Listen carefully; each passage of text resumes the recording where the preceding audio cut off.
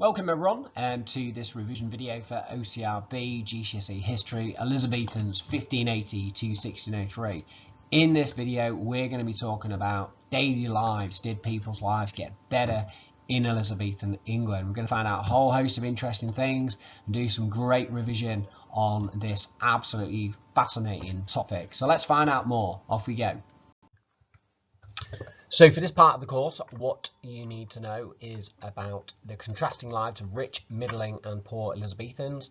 You need to know about family life, husbands and wives, parents and children and wider kinship, and then poverty, the causes of poverty in Elizabethan times, what the Elizabethans did to explain poverty and how they responded to it, including, of course, the Elizabethan Poor Law of 1601, very important.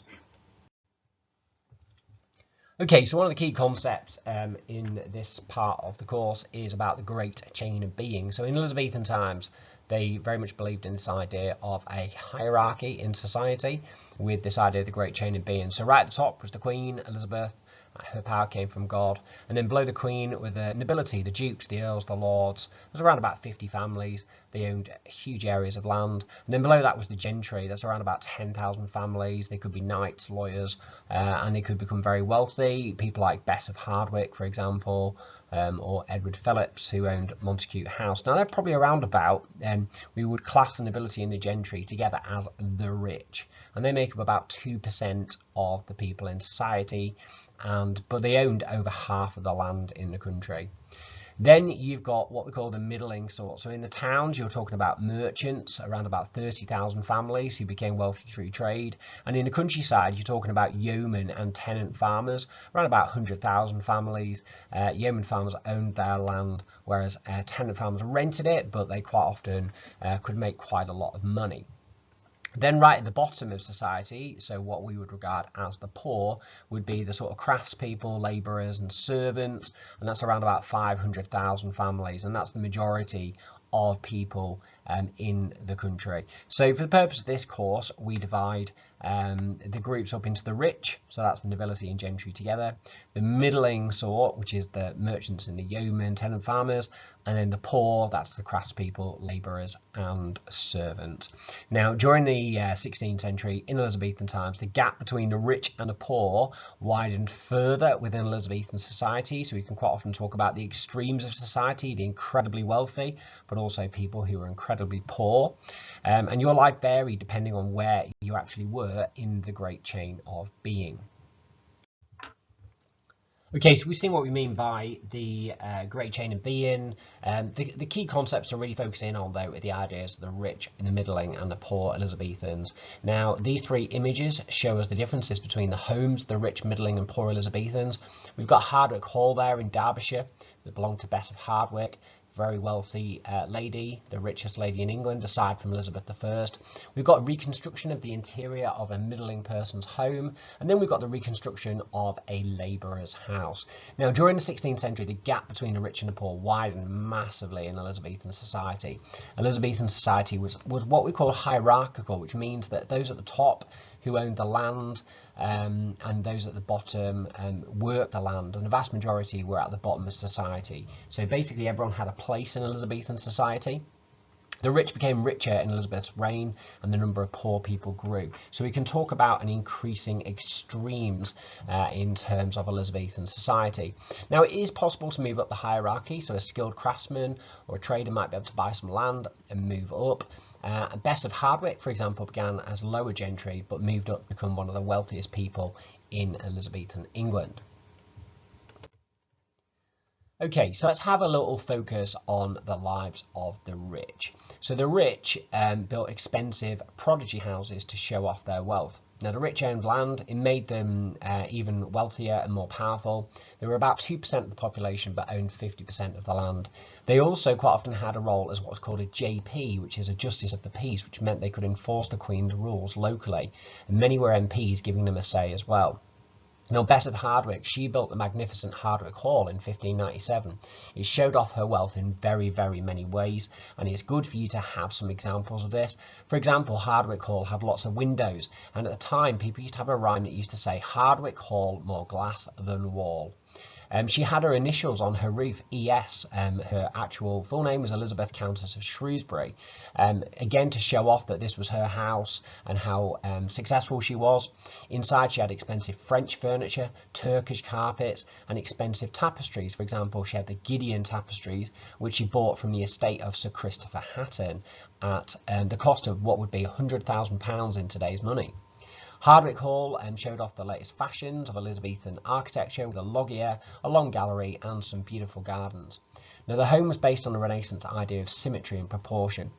Other famous houses that the rich had were places like Montacute House in Somerset, belonged to Edward Phillips, or Burghley House near Stamford, which belonged to Lord Burghley. Now, the rich ate really well. Plentiful food was supplied from farms, gardens and orchards around the house. The gentry, the rich, imported fine wine from France and Spain. They also owned lots of businesses. Bess of Hardwicke, for example, had her own iron foundries, lead and coal mines, a glass-making business, and acres of farmland which she rented out. She had lots of sheep, which provided wool for the textile industry. So she was in many ways like a big entrepreneur, and of course many of the wealthy made lots of money like this. So there's a picture of Hardwicke Hall, and you can see some features there in terms of all the glass, the initials of ES, and just notice that the best rooms in the house are on the sort of top floor. You can see there that the windows are a lot bigger, and the ceiling heights are a lot bigger there. And just at the front there with the pillars, you can see what's known as a loggia as well, which is a big sort of fashion Elizabethan times, a way to show off your wealth. This is the home of Edward Phillips, who lived in Montacute House in Somerset. So again, very, very big and grand house. And often these Elizabethan houses were in an E shape. So if you looked at them from above, it would make an E shape. And that was obviously a tribute to Queen Elizabeth I. Okay, so we now look at the middling sort. Now, a good way to describe the middling sort is that they had comfortable lives. They were less rich and powerful than the gentry, and their lives were less luxurious, but they still managed to live quite a comfortable life. Now, in the towns, the middling sort were tradesmen and craftsmen who owned businesses, whereas in the countryside, they were known as yeomen or husbandmen who farmed some land of their own, and some of them could actually be quite wealthy. Now, the home of a typical yeoman farmer, and we can see an example down there of Pendine House in West Sussex, they had around 5 to 10 rooms with a downstairs and an upstairs. They sometimes had service buildings like a bakehouse, a dairy, or indeed a brew house. Now, the parlour was a sleeping room, and children and servants slept upstairs. Now, one of the defining features of the middling sort homes was that they had chimneys, ceilings, and glass windows, and that added a degree of comfort. So remember, this idea of a comfortable life is a really good way to describe the lives of the middling sort. Now, they may have had 1 or 2 servants, but the wife of a yeoman did a lot of the domestic work as well. They could afford good food, but it wasn't served with ceremony in some kind of great feast like it was for the rich. They had basic meat like beef, mutton or pork, none of this kind of elaborate meat like swan or goose that the rich had. And they had fruit and vegetable from the gardens. They drank beer and mead, but remember, they didn't drink the fine wine from France or Spain. That was very much the rich that did that. Okay, so let's contrast that with the lives of the poor. Now, the poor, the labouring poor, made up about half the population in Elizabethan society, and they really did struggle to make a living because most did not have regular work on the farms. It could be quite difficult to get work, and there was obviously quite a lot of seasonal work. So at harvest time it was busy, but it was hard for poor people to afford rent, food and fuel. Now, houses were small, dark and smoky. They usually had 2 rooms with a bare earth floor. There were no upper rooms, there was no glass in the windows or chimneys. So there were windows in a poor person's home, but they were very small so that it didn't make it too cold, and they had shutters, but no glass in the windows. That was very much the middling sort. And the rich, of course, smoke escaped through the roof of a poor person's home. There was no chimney, so that would make the actual home itself quite smoky, and that wasn't good for your breathing and things like that. And the houses would be dark. These small pokey windows, the no glass, it meant the houses were very, very dark. So the only light would be, candles, and candles were expensive too. So much of the time when a poor person was in their home, it would be very dark.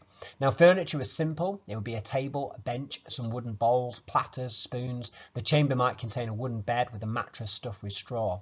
Their diet was really limited, so bread was the main food and mainly made from rye, which is a cereal that was much cheaper than wheat.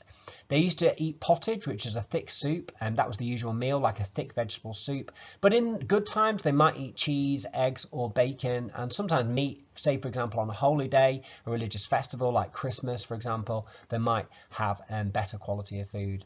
Now, wet weather led to poor harvests in the mid-1590s in 1594, 1595, and 1596. And of course, many labouring people starved to death or died of ill health during the 1590s due to famine or indeed malnutrition, which led to increased risk of illness. Okay, so it's quite nice to contrast the houses of the rich and the poor and look at this idea of like extremes of poverty and extremes of wealth in Elizabethan times. So if you have a look at the homes for the rich, you can see here Hardwick Hall, lots of chimneys and glass, whereas the homes for the poor, this shows you a little image of the home of a poor person, very much like a single room, very dark, cold, and damp with often only one room, no glass in the windows and no chimneys making smoke fill the room. So in terms of similarity difference, rich people lived in grand new Elizabethan prodigy houses, whereas the poor still lived in tiny cottages with little natural light. The rich had glass in their windows, Hardwick Hall more glass than wall, whereas the poor had simple shutters over very small windows, no glass or chimneys for them. Okay, so the next part to look at is family life, looking at husbands, wives, parents and children and wider kinship. So in terms of marriage, people tended to get married when they could afford it or if they got pregnant. So in terms of husbands and wives, men married in their late 20s and women in their mid-20s. Rich married younger as they didn't need to save money to set up a home. Now, sex outside marriage was banned by the church, and we know that from the Merry England topic, and we also know the Puritans were dead against that. But actually, the evidence suggests that lots of people ignored that rule.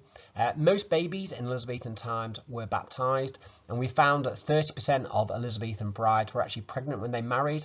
So a pregnancy might actually spark a marriage. Now, we know that because we have the records of marriages from church records, and we also have the records of baptisms, and we know that some of those might take place within sort of 3-4 months of each other, proving that a couple must have been expecting a baby when they got married in Elizabethan times. So there's no chance of a divorce as you need an act of parliament, but there were many step parents in Elizabethan times because marriages often ended due to deaths, till death us do part. So people often did remarry in that situation. Now the rich have less choice over who to marry. Middling sort parents often gave land, money and furniture to children when they married. Most young, however, from middling and labouring families were free to marry, unlike the rich, who it became a bit of an important decision about who to marry and who would end up, getting in the land and making sort of good marriages and stuff like that. Now, Elizabethan wives were supposed to obey their husbands, while husbands had to respect their wives. Elizabethans disapproved of violent husbands or domineering wives, and a woman's property belonged to her husband. Same-sex marriage during this time was unknown. Okay, in terms of parents and children, the rich had bigger families, but there was no contraception, so pregnancies were common, but infant mortality was very high. So a good stat to remember is that 25% of children died before the age of 10. Gentry families used wet nurses to care for their infants, which is when the nurse breastfed the babies. Children were expected to be obedient and respect their parents. Physical punishment was much more common than today. Beating was used in grammar schools, and parents with money sent children to school. They went from about the age of 7. In poorer families, children worked at home getting wood or scaring birds and helping with the harvest. Now, most children left home at the age of 12 or 13 for work. Boys would work as farm hands and girls as servants in richer homes. Okay, in terms of kinship, wider family, the immediate family is more important than extended family. People didn't really live with wider family that often. Gentry homes, the rich homes, did contain sometimes their extended families, and then sometimes an orphan child or an elderly relative would live with extended family. Young people often left home and worked in a different place. Few had family living abroad, and in hard times, people were much more likely to rely on neighbours than extended family. Mostly, though, kinship, the idea of extended family, wider family, did not play a huge role in Elizabethan societies, especially in poorer families. In wills, people focused more on immediate family than distant relatives. So that gives us evidence that the immediate family, so the mum, the dad, the children, for example, were the most important family that people had. And it kind of makes sense that it was harder to obviously travel around the country. Not impossible, but harder to travel around the country in Elizabethan times. Therefore, you know, if family did move away, for example, it was more likely you just weren't going to see them as much. Okay, so we're going to look at poverty now, what caused poverty by the 1590s. So there's some long-term problems to be aware of. Rising population. So between 1520 and 1600, England's population almost doubled from 2.4 million to 4.1 million. That created pressure on food supplies and made it harder to find jobs. Rising prices, population increase meant that despite some improvements in farming, there was not enough food to meet demand. That led to price inflation, the cost of goods going up, you know. So high bread prices led to people being malnourished. Now, in terms of low wages, rising prices meant yeoman farmers had increased incomes. Competition for work meant wages of labouring poor stayed low. This did not keep pace with the rising cost of bread. Now, some short-term problems that took place in the 1590s. So you want to kind of regard the 1590s as a bit of a time of crisis. There's a historian called Keith Wrightson that talks about how this is a period of crisis. It's a time of rising inflation, a time of increasing poverty. It's a time of war with Spain, you know, and it's a time of harvest failures. So we probably know in the mid-1590s there are a series of harvest failures due to poor weather, you know, lots of rain, and that led to food shortages, and food prices skyrocket really, and led to inflation and high bread prices. And those high bread prices are really bad in terms of poverty because, you know, the poor people are reliant on, you know, cheaper bread. There's also a downturn in cloth demand from the early 1580s, caused really by the war with Spain and tensions with Spain and the Netherlands. So demand for English woolen cloth reduced, and that's because a lot of woolen cloth was traded with the Netherlands, and when that kind of died away, that trade, that increased unemployment and therefore vagrancy, which means begging. Also, plague continued to come back in this time period, and that often made the situation worse or deprived families of earners, for example. Create things like widowed women, for example, or orphans, and that increased the problem of poverty. Okay, so these is just a quick summary about why poverty increased greatly during Elizabethan times. We're looking at things like war, for example, disrupting the cloth industry, problems of food supply, inflation is rising prices, rents increased during that time through rent racking. That means when landowners increase rents. The closing of the monasteries removed the support for the poor. Enclosure led to rural poverty, so it meant more sheep farming, which caused less workers when wool was in high demand. We talked about the population increase as well. Collapse of the cloth trade due to led to unemployed weavers and spinners, and the wars in the Netherlands affected Antwerp, which is a centre of trade for wool and cloth. So this again is a nice diagram just to show you how fewer workers there are in terms of sheep farming than there is in what's called arable farming when we're planting crops. It's a good explanation for why poverty is increasing in Elizabethan times. Monasteries also closed down. Bit of context in the 16th century. By the end of the 1530s, monasteries had provided support and help for the poor, and it had been a Catholic tradition to help the poor. This did continue though with the Protestant Reformation, and wealthy Elizabethans such as Robert Dudley and William Cecil, Lord Burleigh, and they set up almshouses to provide accommodation, provide homes for poorer people. So Lord Burleigh set up some almshouses in Stamford in Lincolnshire. So large areas of England in the 1590s suffered from famine during this time. There were deaths due to starvation across the country, particularly in places in the north like Cumbria, Yorkshire, Northumberland, but also in places like Staffordshire in the Midlands and Devon in the south. Those who could travel looked for work or food where they could. So it became quite common to travel around the country looking for work, particularly seasonal work around harvest time. The number of vagrant poor, which are homeless labourers who moved from place to place looking for work, that increased hugely, and they were often treated with suspicion. Those who could not travel stayed where they were to try and get by, and those people were known as the settled poor, and those settled poor increased in times of famine. So there's some key words for you to be aware of in terms of vagrant poor and settled poor, and we'll explore those ideas in a bit more detail.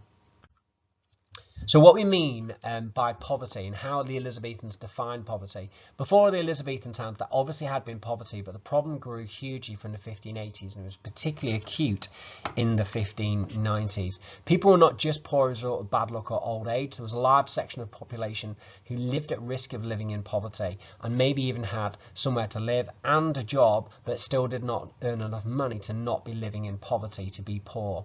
The settled poor were people living in poverty in towns in a rented room, and they sometimes received alms, which is help basically, or living in alms houses. In some places up to 30% of the population were settled poor.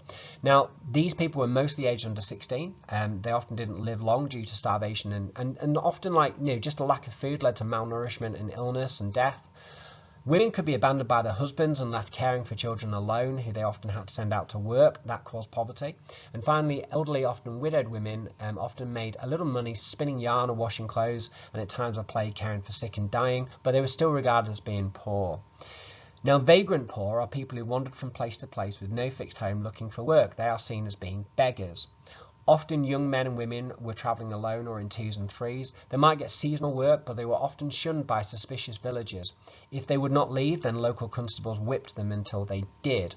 These vagrant poor, they were often found dead from hunger or cold and were buried in villages they were found near. So it might be a vagrant poor, couldn't get enough food to eat, and maybe sought refuge in a barn or something like that, and they could be found dead inside a barn. Okay, so in terms of categorising the poor, to show how seriously the threat of civil disorder was taken, a distinction was now drawn between the different types of poor and the treatment they received. So they were made up of what are called the impotent poor. Now, to be impotent means to lack power. So this is individuals or families who found themselves physically unable to work because of age or illness. And these people were seen as deserving of help. The able-bodied poor were individuals or families who found themselves without work but wanted to find it. And then vagabonds were individuals or families who chose not to work and wandered around towns avoiding it. These poor were seen as undeserving of help and were seen as beggars. They were often regarded as thieves and punished. Now, Thomas Harman published a book in 1566 warning people about different types of beggars, such as the Abraham man who walked around half naked pretending to be mad, or the Clapperdudgeon who pretended to be wounded. And that book was really popular. So attitudes to vagabonds was harsh in Elizabethan times. The Elizabethans saw them as a threat to order. And you think about, the Thomas Harman kind of book shows the kind of climate has been created in terms of negative attitudes towards the poor. Now, vagrants could be whipped, and if they were caught 3 times, they could even be hanged, which you can see someone hanging in the background there in that woodcut. So, in terms of Elizabethan responses to poverty, these are the 3 things you need to know. Firstly, the 1572 Vagabonds Act. Obviously, it's a little bit out of time period, but it creates the context for the situation in the 1580s. So the vagabonds older than 14 were whipped and had a hole drilled through each ear as a mark of shame. They were imprisoned if arrested again for vagrancy. For a 3rd offence, they got the death penalty, as long as they're over 18. But the Act also helped. It introduced a national poor rate, which means tax, to provide support, including money and work for the impotent poor. JPs had to keep a register of the poor and were told to find work for the poor as well. Children of beggars could be put in domestic service, and from 1589 people weren't allowed to offer vagabonds shelter, and they would be fined if they did. In York in 1588, York's gentry and middling sort now had to pay a poor rate to help the poor. Viewers were appointed to make lists of all the poor and place them in the categories. Poor who were old, lame and impotent were given 3 halfpence a day to prevent begging. Able-bodied workers, poor, were given wool and hemp to spin in their homes to try and create jobs for them. And then rogues, vagabonds and what were called strange beggars from outside the city, so that means people that they don't know who they are, were either banished or sent to a house of correction, which is basically a little bit like a workhouse. Now, really important, we'll look at this in a bit more detail, the Elizabethan Poor Law. Justices of the Peace appointed overseers who collect money for supporting the poor, and church wardens helped with this. And that was known as poor relief. So that's a key phrase to remember, poor relief. Begging was forbidden. A vagrant was whipped and sent to the parish where they came from, and almshouses were places for able-bodied poor to live and work. Now, we know that many rich Elizabethans like Lord Burleigh had set up almshouses previous to the Elizabethan Poor Law. I think Lord Burleigh's almshouses opened in the late 1590s. anyone refusing to work was sent to a house of correction or jail. So you can see here they've been influenced by some of the local actions, like in York, for example, and then those actions have been copied nationally in the Elizabethan Poor Law. So there's Lord Burghley's almshouses in Stamford and Lincolnshire, and that gives you another nice example of how some Elizabethans responded to the problem of poverty. Robert Dudley had built some almshouses, Lord Burghley had built his almshouses, provided accommodation for 12 individuals in Stamford in Lincolnshire to live in, and incidentally they still exist today. So one of the things to really revise is to think about the importance of the Elizabethan Poor Law of 1601. So the Elizabethan Poor Law brought together all the laws previously passed. The laws became known as the Elizabethan Poor Law, and the law said that everyone has to pay a local tax to fund the poor. People who refuse to pay could be fined or imprisoned. The local tax would pay towards parish officials, setting up workhouses and paying relief to the deserving poor. The Poor Law compelled or made each parish appoint overseers of the poor who would ensure orphans had apprenticeships and almshouses for the old and ill to live in. Poor people would get handouts of money, food and clothing, which was known as poor relief. And that's a key word, as I said. So why was the Elizabethan Poor Law an important turning point? Well, it lasted until Victorian times, until the 1830s. It was a turning point because it showed the government's responsibility to look after the poor. It showed that support for the poor should be paid for through taxing those who were working, and it provided an important safety net for the poor, and it basically stopped people starving to death during poor harvests in the future. But in some ways it was not a turning point, because most help for the poor was still provided by charities and rich people providing alms and almshouses, not just through tax. And also it doesn't tackle the root causes of poverty, such as poor pay, unemployment, etc., and that meant that poverty remained. Okay, thanks very much for listening to that revision video for daily lives. Did people's lives get better in Elizabethan times? Thank you very much.